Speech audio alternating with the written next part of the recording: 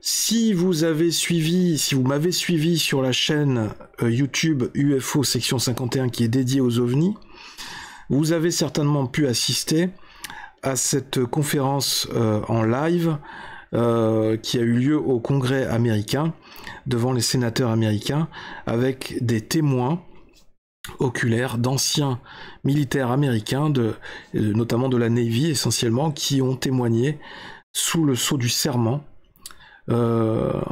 que ils avaient été témoins d'observations d'ovnis et véritablement des objets volants que personne n'a réussi à expliquer. Donc c'est cette conférence, cette audition au Congrès américain qui a eu lieu début juillet, au début de l'été. Je l'ai couvert en anglais, mais je voulais aussi en parler en français, puisque je sais qu'il y a une grande communauté de gens qui sont passionnés, qui sont intéressés par le sujet des ovnis en France. Et donc ça va être pour clarifier un peu ce qui s'est passé, ce qui a été dit pendant cette audition, et vous allez voir que c'était un moment assez historique en matière d'ovnis au niveau mondial. Et on regarde ça tout de suite ensemble sur la TV 42.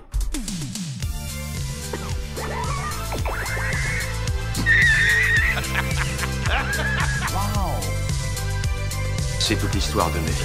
Plus besoin de coquillage. Parlera en présence de ton avocat. Toc toc. Vous savez que vous avez un problème de comportement. Ah! S'il peut saigner, on peut le tuer.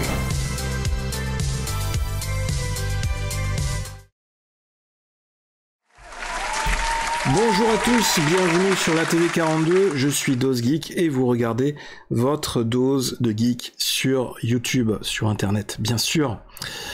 Bienvenue aux nouveaux arrivants, merci à tous ceux qui nous ont rejoints, aux nouveaux abonnés, puisque le nombre d'abonnés continue d'augmenter progressivement sur la chaîne, donc c'est cool, ça fait plaisir, merci à vous de nous avoir rejoints, merci aux tout premiers qui commencent à commenter les vidéos, qui mettent des réactions.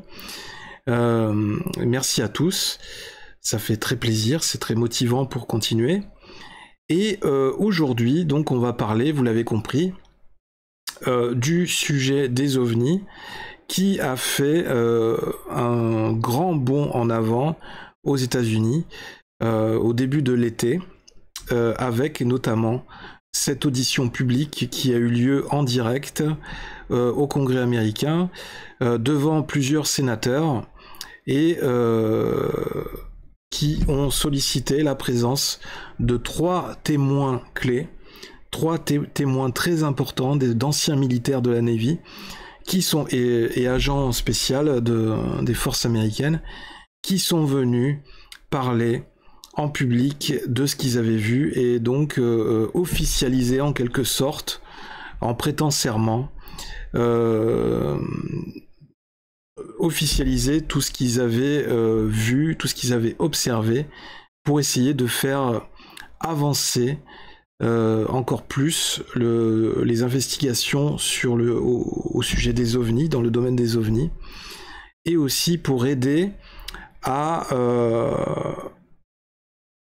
accroître ou à progresser encore plus dans la transparence sur ce sujet-là au niveau des autorités américaines, puisque vous le savez, vous imaginez que depuis des décennies, tout est verrouillé au niveau des dossiers qui renferment pas mal de secrets concernant les ovnis aux États-Unis et aussi dans d'autres pays du monde, également en France. Et on peut dire que cette conférence, cette audition publique, a été un véritable déclencheur pour beaucoup de personnes et aussi beaucoup de personnel navigant qui est toujours actif, puisque aujourd'hui, ces témoins, dont notamment un en particulier, sont très sollicités, sont contactés par beaucoup de personnes, beaucoup de pilotes, qui décident maintenant de parler. Ils décident de révéler ce qu'ils ont vu, alors que jusque-là, beaucoup avaient décidé de rester muets par rapport à ce qu'ils avaient observé, par peur d'être licenciés, de perdre leur travail, de perdre leur poste de pilote, de ne pas être pris au sérieux, d'être décrédibilisé.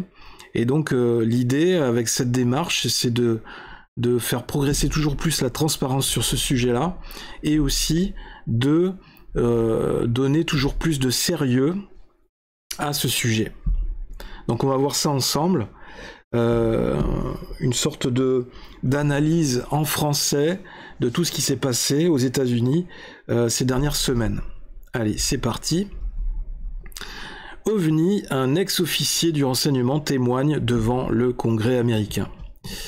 David Grush, qui est là en photo, a confirmé lors de son audition que les autorités américaines dissimulaient les preuves de l'existence d'extraterrestres.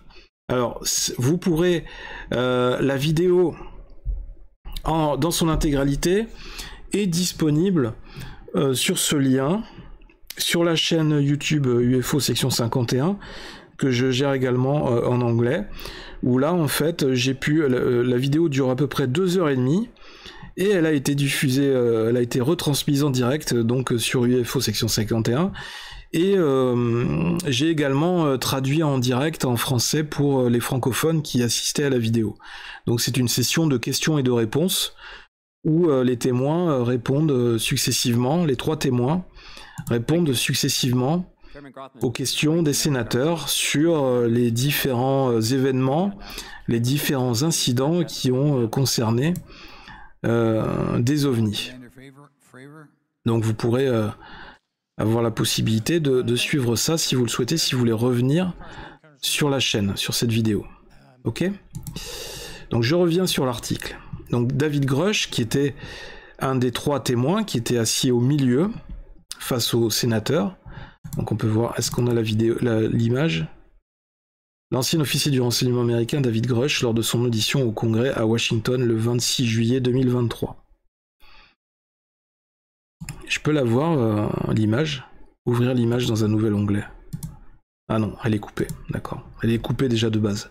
Nous ne sommes pas seuls dans l'univers et les autorités dissimulent les preuves de l'existence d'extraterrestres, y compris les débris d'un objet non identifié. C'est ce qu'a affirmé un ancien officier de renseignement devant une commission du Congrès américain. Mercredi 26 juillet, David Grush a assuré être absolument persuadé que les États-Unis sont en possession d'un OVNI, objet volant non identifié, ou aujourd'hui on les appelle PAN, en France, phénomène aérien, ou PANI, phénomène aérien non identifié, pardon, est désormais désigné comme UAP aux États-Unis pour phénomène anormal non identifié, ou Unidentified Aerial Phenomenon, par les autorités américaines. Dans le cadre de mes fonctions, j'ai appris qu'il existait un programme visant à récupérer les restes d'un appareil non identifié et de l'analyser pour comprendre son fonctionnement, a-t-il précisé. J'ai pris la décision, en me fondant sur les données que j'ai recueillies, d'en faire part à ma hiérarchie et à plusieurs... Pardon, je reviens, il y a la pub... et à plusieurs membres de l'inspection générale et de devenir lanceur d'alerte, a-t-il expliqué. Pressé de questions pendant cette audition, l'ancien agent a indiqué ne pas pouvoir en dire plus en public, s'agissant de données classifiées. Selon lui, le gouvernement américain, et puis il est aussi menacé par certaines forces en présence. Il y a beaucoup d'agences privées aux États-Unis qui œuvrent en coulisses comme partenaires du Pentagone et de l'armée américaine et qui mènent des travaux en secret sur des technologies révolutionnaires et souvent innovantes, sans forcément en tenir informés les parlementaires américains. Et c'est ce qui a été abordé notamment pendant cette audition. Il y avait des sénateurs qui étaient un peu surpris d'apprendre que ils n'avaient pas accès à certaines agences privées pour pouvoir voir, observer ou contrôler tout ce qui était les travaux de recherche qui étaient menés en secret avec l'argent du contribuable. Donc c'est quand même incroyable. Il assure cependant avoir pu interroger personnellement des individus ayant eu une connaissance directe de l'existence de cet objet volant non terrestre. Ce témoignage est fondé sur des informations qui m'ont été transmises par des individus dont les antécédents de légitimité et de services rendus à ce pays sont connus. Beaucoup ont partagé avec moi des preuves convaincantes sous forme de photographies, de documents officiels et de témoignages oraux couverts par le secret, a-t-il encore déclaré. Aucune preuve crédible. L'ancien officier du renseignement militaire était interrogé par une commission de la Chambre des représentants s'attachant aux questions de sécurité nationale, tout comme 2 anciens pilotes qui disent avoir observé des phénomènes anormaux. Tim Burchett, élu républicain, a apporté son soutien aux 3 hommes, assurant qu'il était temps de lever le voile de secret sur cette affaire. Interrogé sur la possibilité de l'existence de vie extraterrestre, John Kirby, porte-parole du Conseil de sécurité nationale rattaché à la Maison-Blanche, a déclaré mercredi ne pas avoir de position sur la question. Évidemment. Et notamment, il y a aussi le responsable du Pentagone, suite à ça, qui a déclaré que ces révélations étaient un peu fumeuses, et il a tout nié en bloc, évidemment.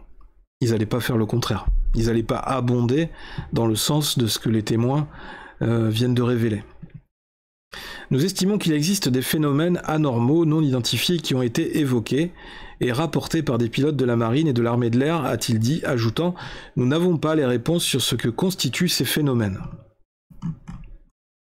Sean Kirkpatrick, responsable du service du Pentagone chargé d'enquêter sur ces phénomènes et les risques qu'ils posent pour la sécurité nationale, avait assuré en avril que le bureau n'a détecté aucune preuve crédible d'une activité extraterrestre, de technologie non terrestre ou d'objets défiant les lois de la physique. Le gouvernement américain prend toutefois au sérieux ces phénomènes.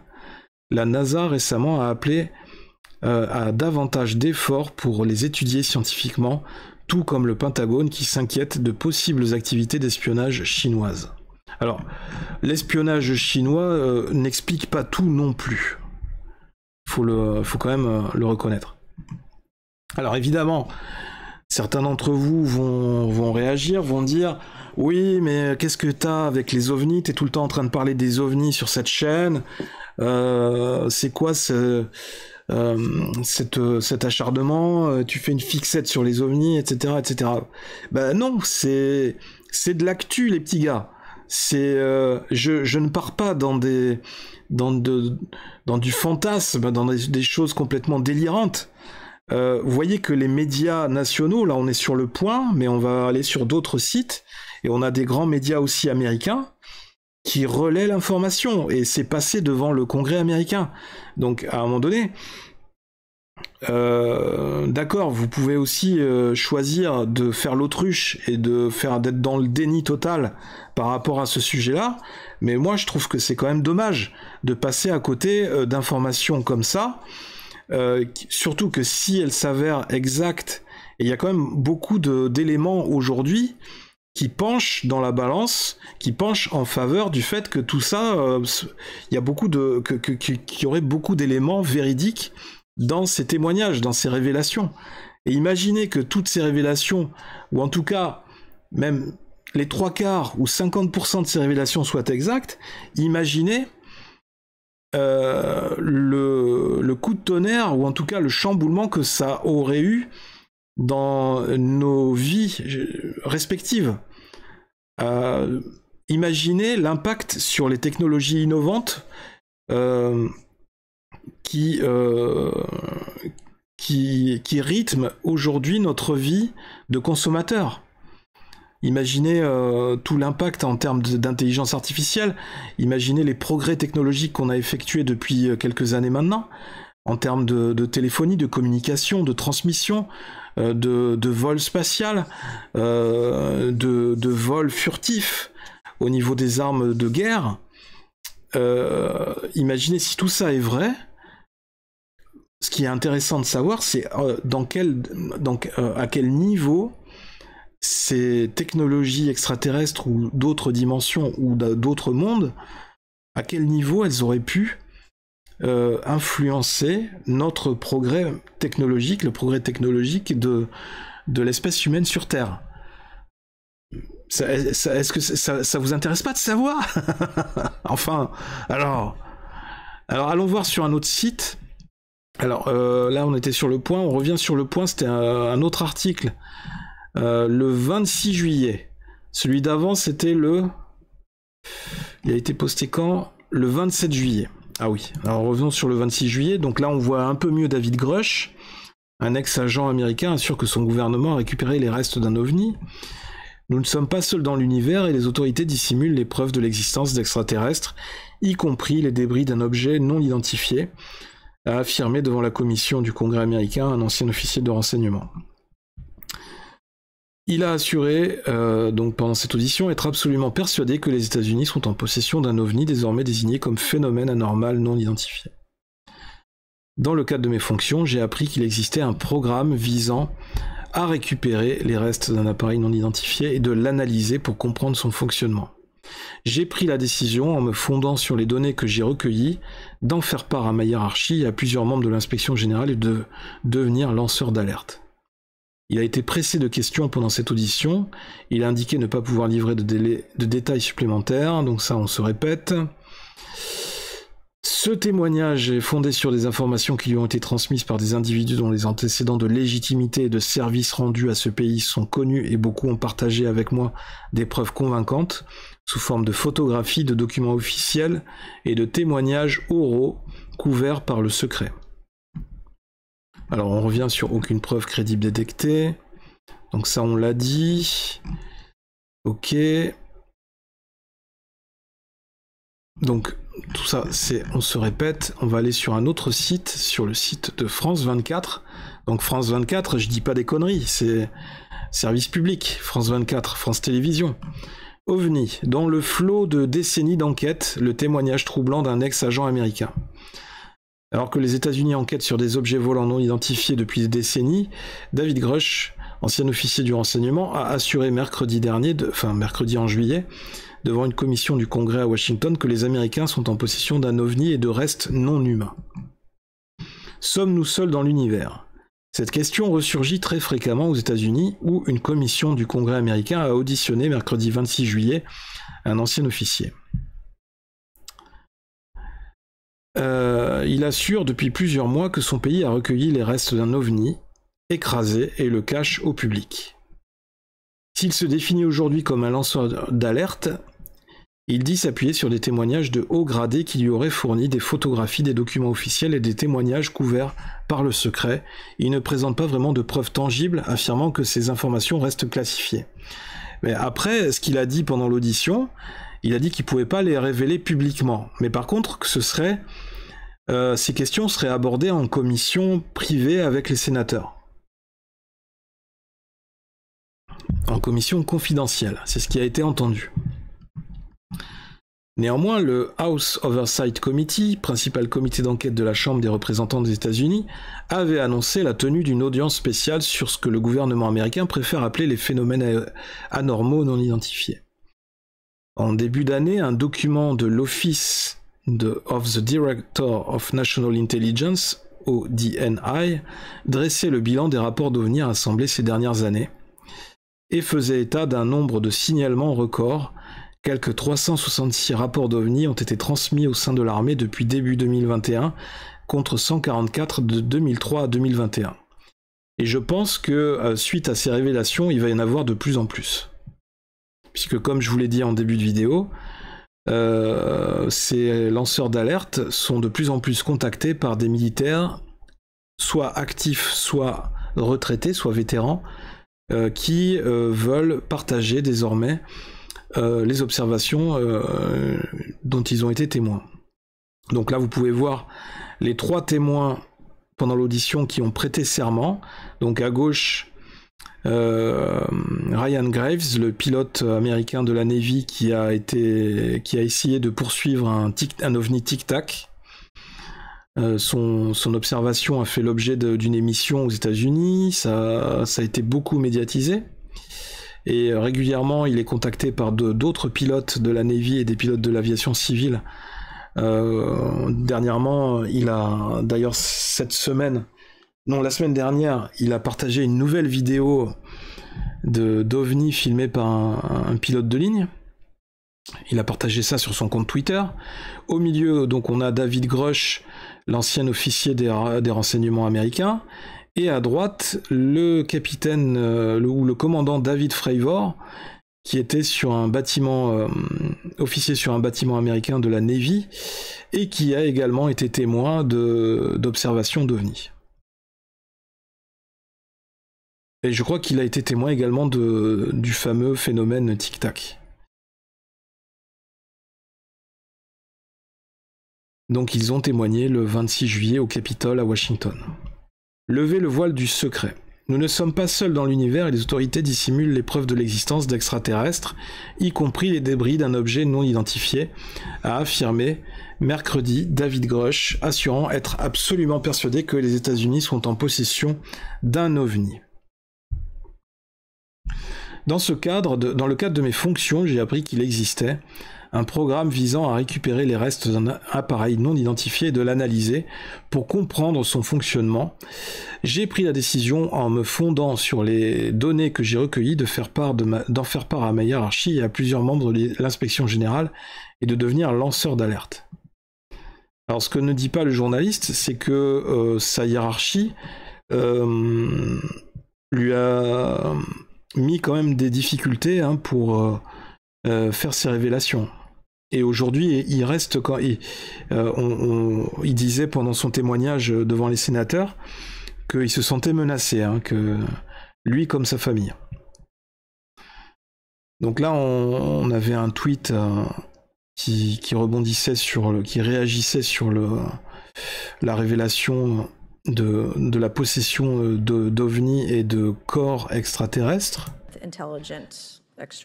Donc ça, c'était la question posée par la sénatrice. Donc il dit que ce sont des choses qu'il ne peut pas révéler en public, et il ne peut pas discuter en public. If you believe we have crashed craft, stated earlier, do we have the bodies of the pilots who piloted this craft? As I've stated publicly already in my News Nation interview, Biologics came with some of these recoveries. Yeah. Donc là, il vient de confirmer effectivement qu'il y a des... elle lui a posé la question, est-ce que vous confirmez que les États-Unis auraient en possession un OVNI, l'épave d'un OVNI qui se serait écrasé sur Terre? Et donc de ce fait, est-ce que vous confirmez que il serait aussi en possession de corps d'êtres non humains? Et donc il le confirme.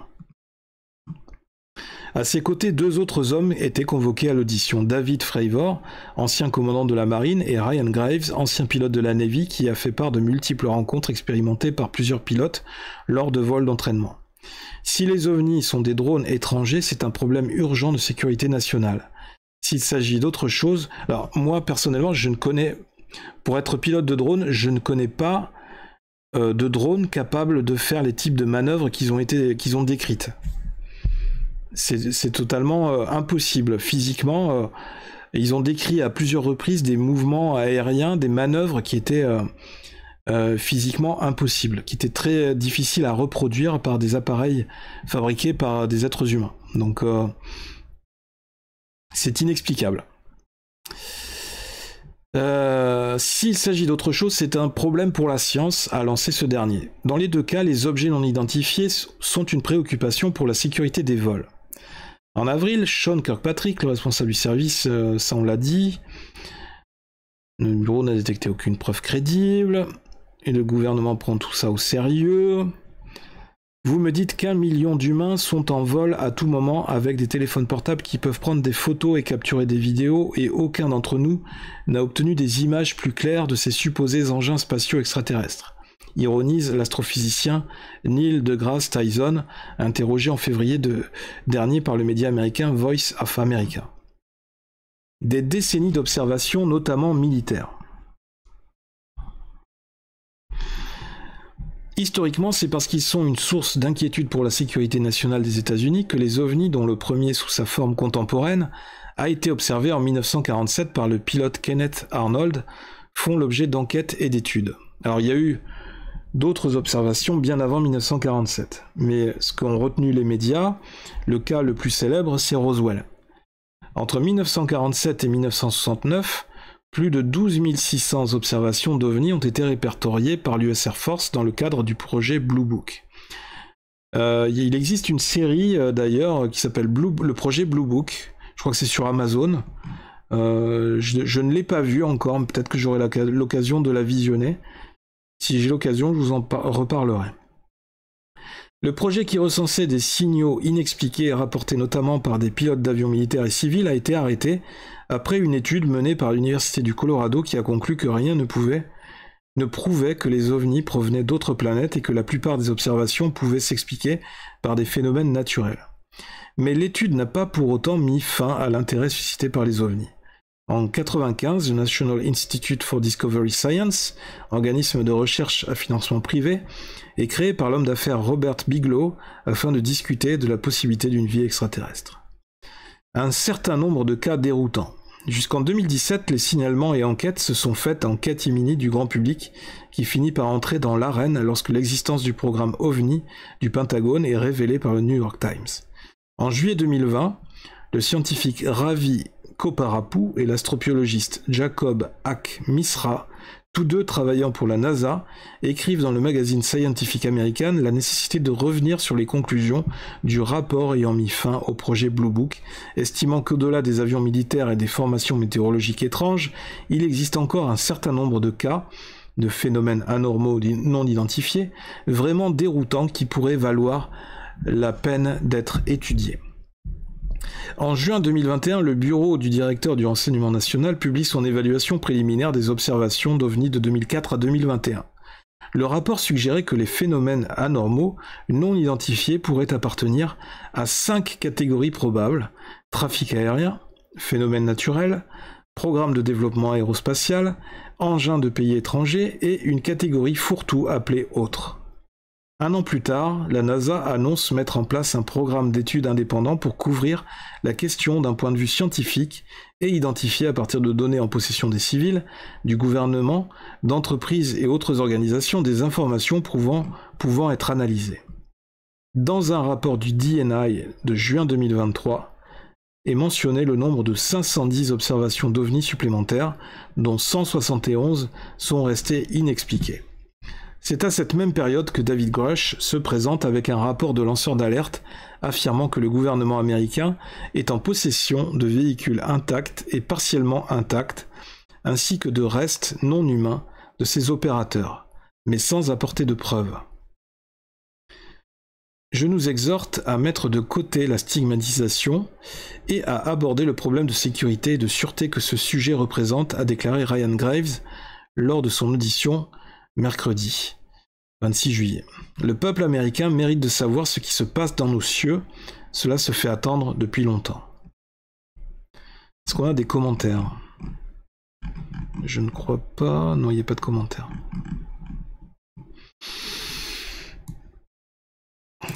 Voilà, c'est... Enfin, moi je pense que c'est des news importantes. Je pense que passer à côté de ça, c'est vraiment se mettre la tête dans le sable et passer à côté de choses importantes qui peuvent permettre d'expliquer pas mal de choses dans notre société ou dans la façon dont a évolué notre société. Je sais pas ce que vous en pensez. N'hésitez pas à me dire dans les commentaires quelle est votre position, quel est votre avis sur la question. Moi, vous commencez à connaître un peu ma position en la matière. Je suis un fan indécrottable, on va dire, de la série X-Files. Je crois que j'ai vu toutes les saisons, même si sur la fin c'était un petit peu ennuyeux. Mais bon, voilà, je reste un fan inconditionnel des agents Mulder et Scully. Je trouve que cette série a eu un gros atout. Elle a eu le mérite d'ouvrir le sujet, d'ouvrir des portes sur ce sujet-là et d'amener ce sujet des ovnis dans le débat public progressivement, de développer et de mobiliser, de mobiliser toute une communauté de gens qui croient à ces ovnis et de contribuer à traiter le sujet de manière de plus en plus sérieuse. Alors qu'avant, si on revient 5 ans en arrière, voire 10 ans en arrière, le sujet était vraiment moqué. Dès qu'on parlait d'ovnis, on était considéré comme un farfelu. Et enfin, les esprits commencent à évoluer. Mais mine de rien, enfin, si on réfléchit autour de tout ça, c'est toujours la même question. Hein. C'est la question des personnes, une partie de la population qui est éveillée et une autre partie de la population qui reste endormie, qui n'est pas du tout éveillée et qui continue à gober les informations qu'elle regarde à la télé à longueur de journée. Cette forme de propagande qu'on lui sert quotidiennement pour essayer de l'influencer dans son comportement. Or, c'est être dans l'erreur, c'est passer à côté de la vie, c'est passer à côté de choses essentielles, je trouve. Je trouve au contraire que chaque individu doit faire le nécessaire pour éveiller son esprit, pour s'ouvrir à un maximum de choses dans la vie, pour s'ouvrir à tout son environnement, pour essayer d'être à l'écoute ou essayer de comprendre un minimum ce qui se passe avec un minimum d'objectivité et de recul par rapport à tout ça. Et aujourd'hui, c'est toujours avec ce même recul, avec cette objectivité, que j'essaye d'aborder ce sujet-là, ces questions-là, et il faut reconnaître qu'en toute objectivité, il y a quand même beaucoup de choses assez impressionnantes, assez inexplicables qui se manifestent depuis des décennies sur notre planète, des choses qui sont peut-être étrangères à notre monde, et qui, si elles s'avèrent exactes, si elles s'avèrent véritables, eh bien il y a fort à parier qu'elles aient modifié, qu'elles aient impacté notre évolution sur Terre depuis des milliers d'années, que ce soit dans notre religion, dans nos religions, dans nos croyances, dans nos divinités, dans la façon dont les différentes sociétés occidentales, orientales se sont construites. C'est très intéressant à étudier au niveau sociologique, au niveau scientifique, les progrès scientifiques qui ont été effectués, les progrès culturels. Quel est notre rapport à l'univers, quelle est notre position, notre situation, quel est notre rôle dans l'univers, quelle est notre mission, est-ce que une espèce supérieure ou une entité supérieure nous a confié une mission, nous a confié une place à occuper dans l'univers. Tout ça, c'est vraiment intéressant à savoir. J'aimerais avoir des réponses comme beaucoup d'entre vous, j'imagine. Mais il est sûr que on n'obtiendra pas toutes les réponses à toutes nos questions dans cette vie. Mais voilà, si au moins on arrive à aborder une infime quantité de ces questions et à avoir un minimum de réflexion sur ces questions-là pour essayer de faire avancer la réflexion, faire avancer l'état d'éveil, et de manière à ce que ça avance, on avance petit à petit d'un pas, puis d'un autre, et ainsi de suite, de génération en génération, pour toujours dans le but de faire évoluer les esprits, de faire évoluer nos sociétés, de faire évoluer nos comportements, mais de manière positive, toujours de manière positive.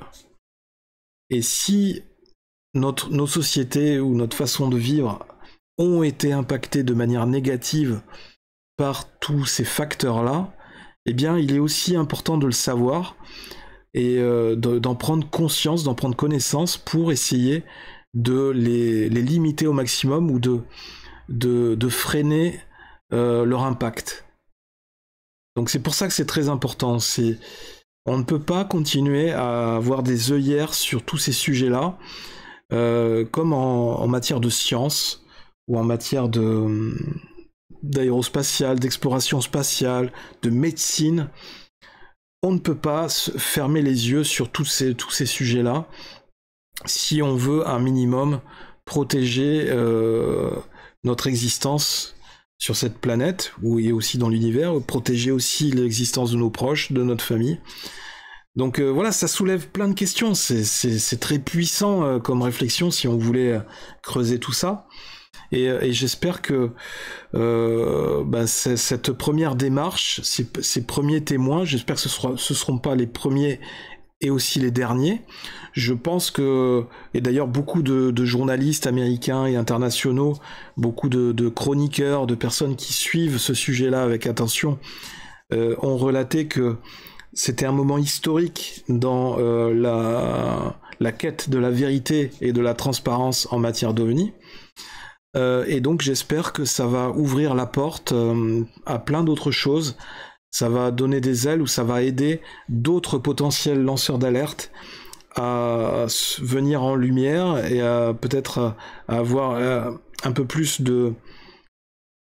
d'audace ou un peu accepter de prendre le risque de révéler aussi d'autres choses dont ils ont été témoins ou pour lesquelles ils ont des preuves irréfutables, et ce qui nous permettra peut-être à terme de progresser encore plus vite vers la vérité, vers ce qui se passe exactement en coulisses et ce qui se passe dans notre dos en quelque sorte. Bien. Eh bien, n'hésitez pas à réagir à tout ça. Est-ce que vous étiez au courant de cette information? Est-ce que vous aviez vu passer cette vidéo, cette audition? N'hésitez pas à aller la voir sur la chaîne UFO Section 51, la revoir si besoin. N'hésitez pas à poser des questions si vous en avez par rapport à ce sujet des ovnis. On en reparle très bientôt si besoin. Je suis sûr qu'il va y avoir de nouvelles actualités très bientôt. C'était DosGeek sur la TV42. Comme d'habitude, on like, on partage, on s'abonne. On n'hésite pas à activer la petite cloche pour être notifié à chaque fois qu'il y a une nouvelle vidéo sur la TV42.